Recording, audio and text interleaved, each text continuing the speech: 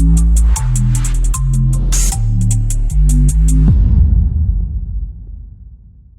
Bike સવાર લૂંટારુઓએ રસ્તા પર 500ની નોટ ફેંકી વેપારીને ભોળવ્યો, ડિક્કા મૂકીને માર મારીને ચલાવી લૂંટ.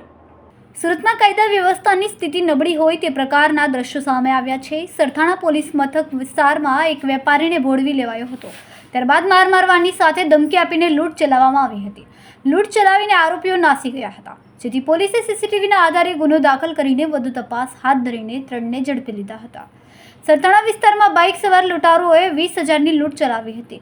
વહેલી સવારે રમકડાના વેપારીને માર મારીને લૂંટી લેવાયો હતો.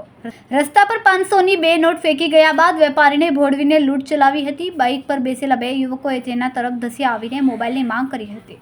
ત્યારબાદ ખિસ્સા ચેક કરીને ડિક્કા મૂકીને રોકડા રૂપિયા 20,000ની લૂંટ ચલાવી હતી. Sarthana canal road Narayannagar godown ખાતે જવા પગપાળા નીકળ્યો હતો. આ દરમિયાન બાઇક પર ટ્રિપલ સવારી યુવકોએ ફરિયાદીને ઊભો રે કહીને પકડવાની કોશિશ કરી હતી. ફરિયાદી ભાગીને સિલ્વર બિઝનેસ હબના વોચમેન પાસે પહોંચી ગયો હતો. લૂંટની ઘટના સીસીટીવીમાં કેદ થઈ છે. પોલીસે 3 ઇસમોની ધરપકડ કરી છે. કેમેરામેન સેનિલ વિરાણી સાથે વિશાલ છેઠા, માનવ પ્રભા ન્યૂઝ, સુરત. અમારા વિડિયોની નવી અપડેટ મેળવવા માટે સબસ્ક્રાઇબ કરો માનવ પ્રભા ન્યૂઝ ચેનલને. બેલ આઇકન ક્લિક કરો લેટેસ્ટ વિડિયો સૌથી પહેલા મેળવવા માટે.